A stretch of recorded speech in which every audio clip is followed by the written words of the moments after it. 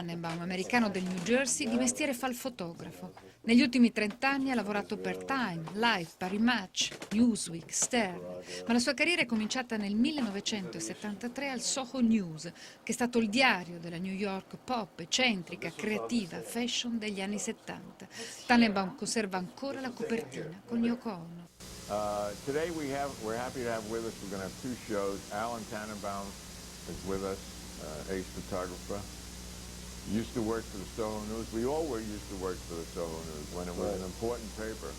And it was important, actually, getting better when it was folded by some rich press lord from England who was just toying with us, working for a tax break. He stopped the paper in mid-flight. We had it all ready to go, and he told us, that's enough. I think he wanted it was Lord, what was it? What was his name? Harmsworth, Lord Harmsworth. Lord I think he inherited it.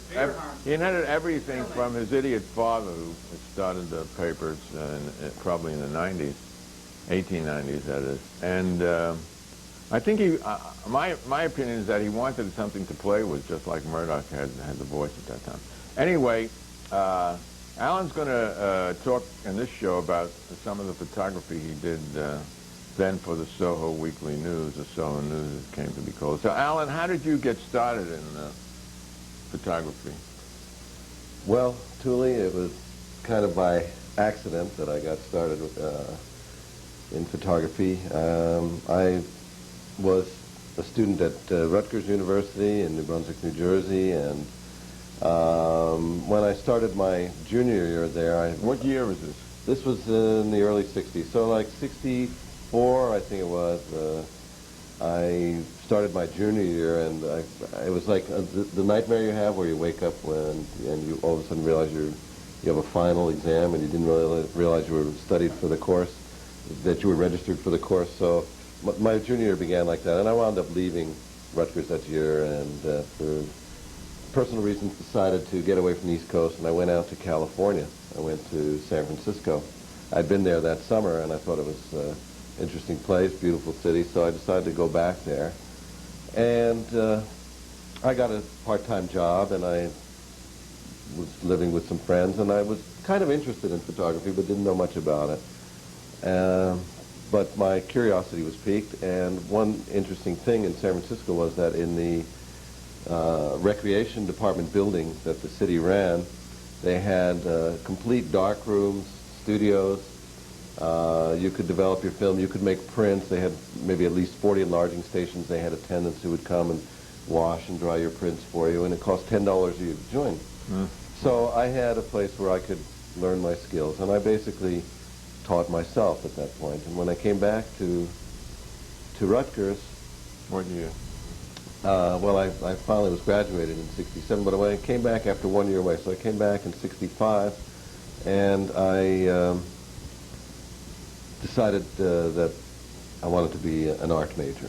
Before that, I'd been an engineering student, and I had been a philosophy major. And trying to figure out what you wanted to do. Yeah, what I should do.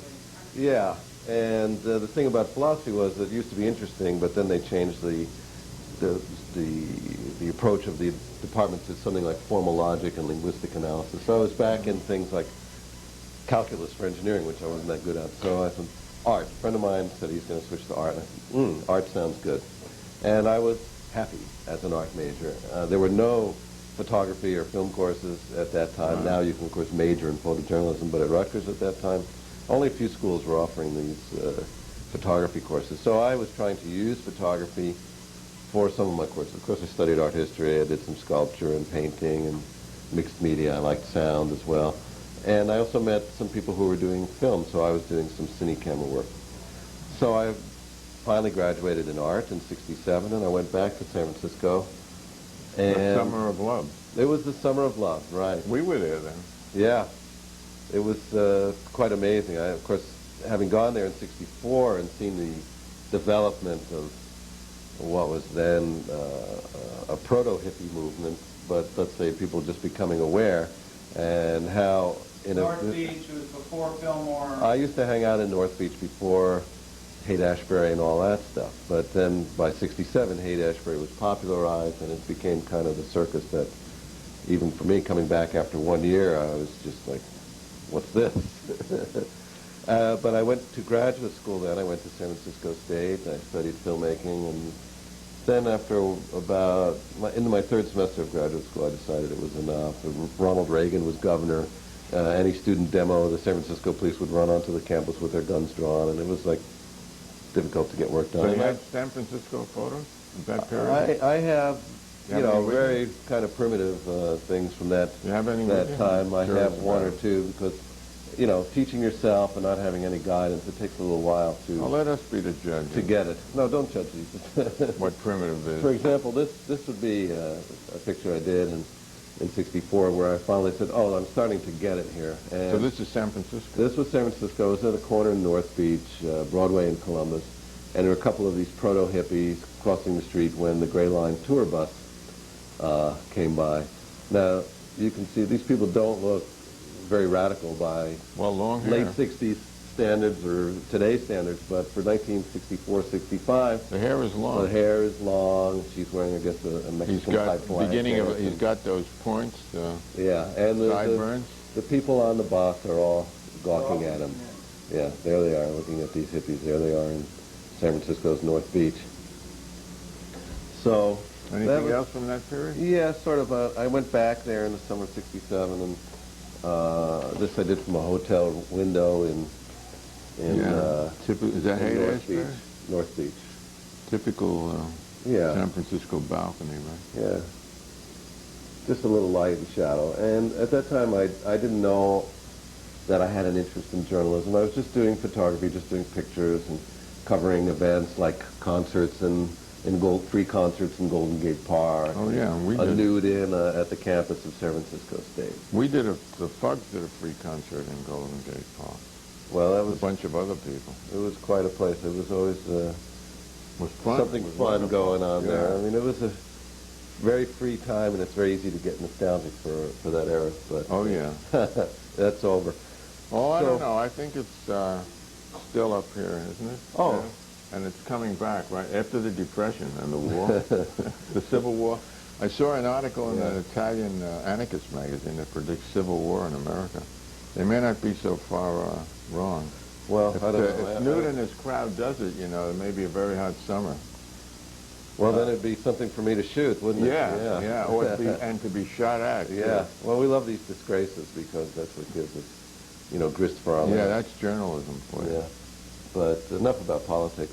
Oh, no, never enough. So, but to continue the story, go ahead, because we're going to get to the Soho News point here, and we're rapidly running out of time. No, we still have time for well, we can continue some of this into the next show. Maybe. All right. Can you give me another show next week, and we can continue the story. Okay. Boy, yeah. All right.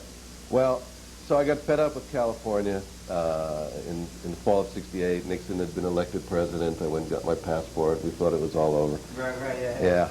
It was. Yeah, and certainly the hippie thing and all the excitement in San Francisco, I thought it might turn to the other side of the coin. It was really, there was Were you dark eligible? I was 4F because of medical history, so it wasn't a big worry for me. But I came back to New York at that point. I got a job with the New York City Welfare Department, which... So I worked too. Investigator? Caseworker, which at that point, in late 60s, working for welfare was welfare for middle-class college graduates. If you didn't know what to do, you would get a job with the welfare department, be a caseworker, and try to help people. Where were you? I was at the Veterans Center on 8th Avenue. Yeah. But I worked all over the city. No, you were the guy that I called him. Home relief? No home relief for Lanny. Sorry. This guy's faking it. Yeah. But I wanted to work in photography. I left welfare. I got a job shooting a film, short film. And I got a job then in 1970 at...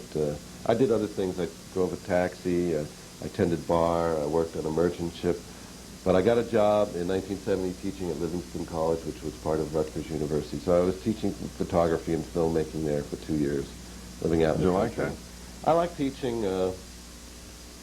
It's a challenge. You would find, like, out of your class of 20 or 30 students, that there were maybe one or two people who had any potential at all. The rest were kind of filler. But you you try to do your best. But after 2 years, they decided they wanted a name photographer, even though I'd helped really actually physically build the department there. So I came back to New York City.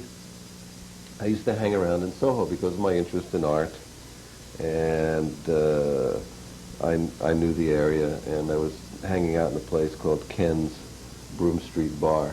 I think I was driving, well, between taxi driving and whatever. And I noticed a brand new newspaper called the Soho Weekly News. Across the street, right? Well, I noticed the paper itself in the bar one night, and I said, oh, what's this? And it was an 8-page giveaway. They had pictures, but I figured, they have a photographer already. While I was driving a cab and all this, I would, try to meet people, and I would take my rather meager portfolio around and different magazines and try to get work. I went to the wire services and everything, but of course I didn't know then what I knew now, and how to have a portfolio of pictures that would, get someone to give you a job. But when I saw the Soho News, I thought, well, maybe here's a possibility. And I saw it for a couple of weeks, and I missed an issue, and a friend called me and said, there's an ad in the Soho News. They're looking for a photographer. So I thought, great. So I brought my portfolio over to the office of the Soho News, which was a loft in Soho belonging to Michael Goldstein, the founder. Yeah, Broome Street, right across from that bar. Well, right up the street from Ken's Broome Street Bar. One flight up, right? Was it upstairs? No, Goldstein's loft was on the 10th floor. Oh, his loft. So I showed him my portfolio. He flipped through the pages like this and said, yeah, you know how to take pictures. He only stopped when there was a picture of Jimi Hendrix that I had done while I was living in San Francisco. And I found out shortly after that Goldstein had been a publicist for Hendrix at one time, so that aroused his curiosity. So he said to me, yeah, you know how to take pictures. I'm giving you an assignment to shoot the Avant-Garde Festival tomorrow at Grand Central Terminal. We pay $5 a picture. If I like your work, I'll give you a job as the staff photographer at $40 a week. And I walked out of that office and I went, yes, yes, this is it. This was the break I was waiting for. I was getting unemployment from a bartending job. I had a room in a kind of communal house in Brooklyn that cost me $90 a month. There was a dark room there. I had a car, and I figured I could make it work. So I came back. Another interesting sidebar to that was after shooting the Avant-Garde Festival, and I was actually, the correspondent for that was Rudy Stern. I don't know if you know Rudy. Yeah. And we've been friends ever since then. But I was, like I said, living in Brooklyn. I drove across the bridge in the evening. I needed to get some air in one of my tires, but the gas stations at the corner of Tillery and Flatbush were just jammed with cars. It was during the Arab oil embargo, and you couldn't get your car in there. So I went home, and just when I got to my place, I went, don't be a jerk. Go back there and take a picture. So I went back to this one gas station. They were gouging, actually, $1 a gallon when gas was still around 33 cents a gallon.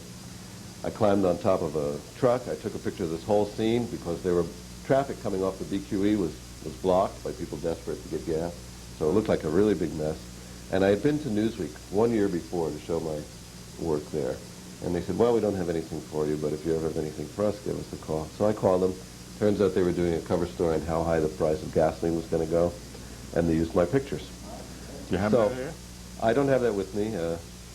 Your portfolio was at My portfolio was at Life magazine. Oh, we'll talk about it.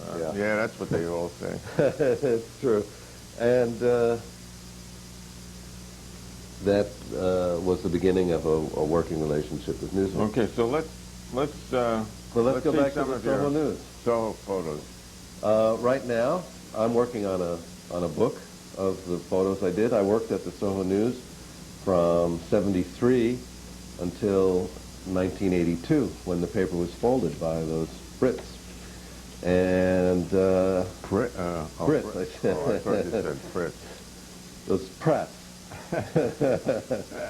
And they owned the paper, right? Well, they bought it from Goldstein. You mean the people who worked there didn't own the paper? No. That doesn't seem right, though, does it?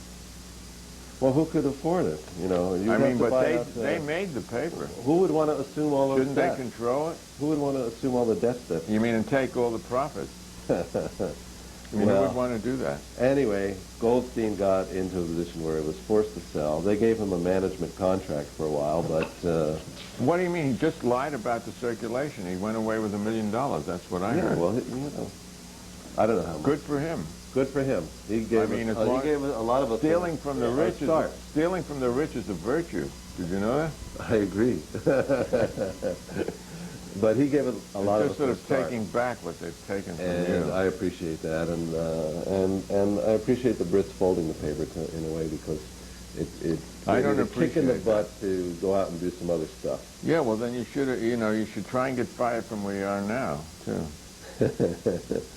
Well, this was a scene in Soho on West Broadway, Soho's Miracle Mile, before it became a theme park for rich Europeans. Very crowded. Must have been a warm Sunday. In the and frozen yogurt. What year is this? Where are they now? What year is this, you think? In the 70s. Wow, even then. Even then. But this was during a Soho Art Day, when some of the artists would put their so-called art out in the street, and there were street musicians. But you could see, like, the crowd was, a downtown crowd. It wasn't always people, doctors in their fur coats. So most of these that you're going to show us now were in Soho News, were printed in the news? Yeah, definitely. Okay. Most of the pictures are from Soho News. Moving right along, here's a scene from, I guess, the Art Day also, and there in the background there are people suspended from that building. If you pan up, you can see that part of their feet. Is that Broom? What is That's that? West Broadway also.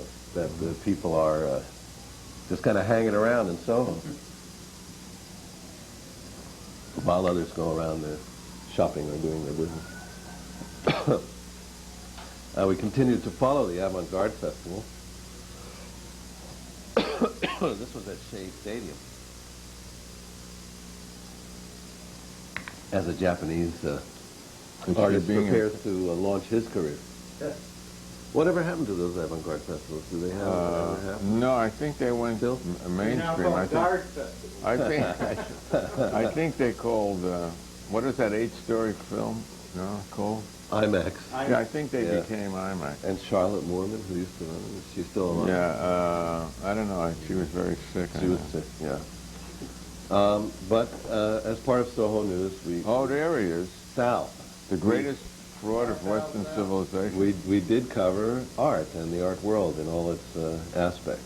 And this was one of my very first photos for the newspaper. Is the hair club for men? That's a great photo. Not only am I the president of the Hair Club of Men, I'm their best customer. That Dolly was a character. He was a Hello, character. Dolly. Well, goodbye, Dolly. Of course, Soho was the scene for a lot of performance art. This was Stephen Varble. I don't know what happened to him, but he used to do a lot of outrageous acts, and with his costumes and his performances, mostly in the street. I remember one he did in Chemical Bank and in the Village one time. So he was quite a good visual subject. And now the politicians do the performance art, I think. Yeah. How are we doing time-wise? We got another 10 minutes. Okay. This is Matty Clarwine. I don't know what happened to Matty. In his studio, used to be on East 77th Street. And Matty was from the psychedelic school of art, if I could characterize it. Clarwine. How do you spell it? K-L-A-R-W-E-I-N. He was a friend of Yakov Kohn. We should give a little tribute to Yakov here, because he was, in addition to Michael Goldstein, who gave me a break, Yakov Kohn was someone who showed me the way.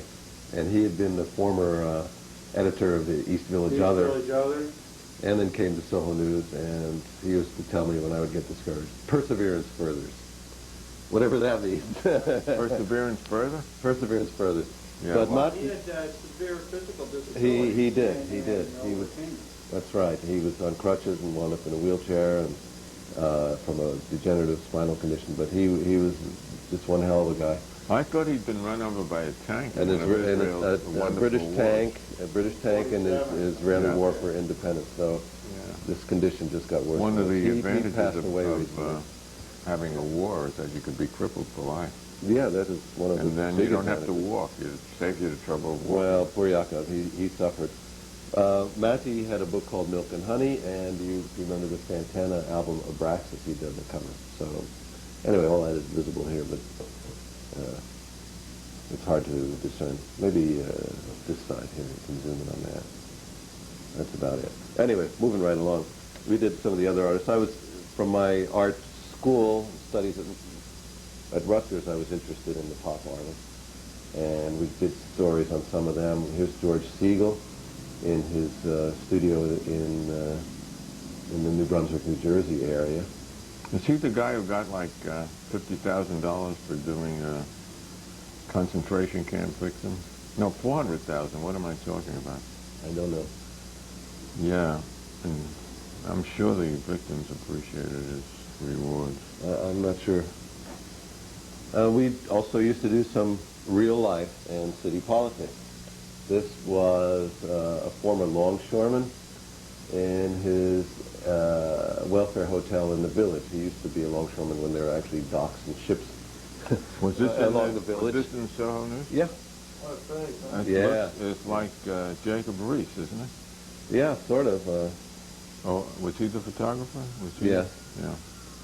Although he did a steady documentary of poverty and immigrants, and you know, we just, since we were Soho and trendy and entertainment, we didn't touch on these subjects too often. But sometimes we did. We got into reality. This was the Chingalings, a group of Puerto Rican motorcycle gangsters who were living rent-free in a city-owned building in the Bronx. So that was our story, given the fact You that mean they were gang living... members, not gangsters? Well, yeah, gang members. They had a motorcycle gang. I don't know They weren't making enough money to be called gangsters. how mean they were or anything. But, anyway, they were living rent-free in a So that's city-owned the Bronx. building. That was in the Bronx. Hasn't changed a bit. Actually, it has changed a lot. Well, But a just lot a of few it is- years ago, I remember the squatters were thrown out. I was up there. Yeah, here's the Lubavitcher Rebbe, the late, great Rebbe, Menachem Schneerson, at a Verbringen in Eastern Parkway, and this was in the 70s. And you were allowed like free access there? Oh, yeah, yeah. That appeared in all of these appeared in Soho? I think so. Yeah. Now, we covered a lot of music, a lot of the entertainment world, but rock and roll and jazz especially. And this was the Stones when they appeared to promote a concert. They appeared on Fifth Avenue in the Village on a flatbed truck. So that was a couple minutes of high And anxiety. that wasn't like a 8-story set, was it? No, they were on a flatbed truck moving. All of a sudden they came out of I think it like was better that way, don't you think? 9th Street or 11th Street. And Can we turned get a out to- close-up of...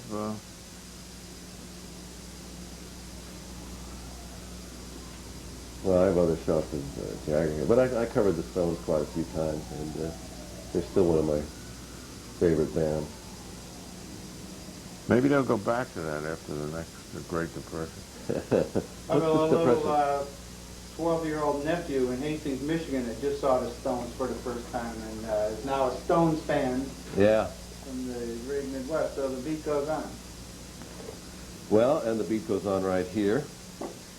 This was an early shot of Patti Smith before she got famous. That's This great. was on the roof of Goldstein's building. Of course, he was kind of directing this shot.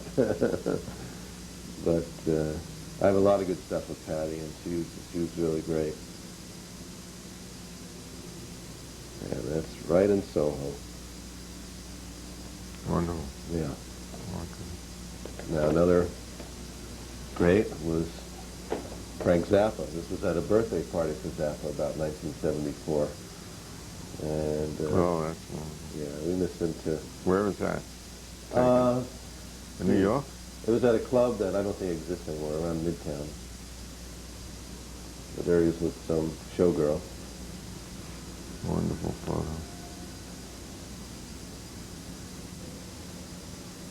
He's not smoking.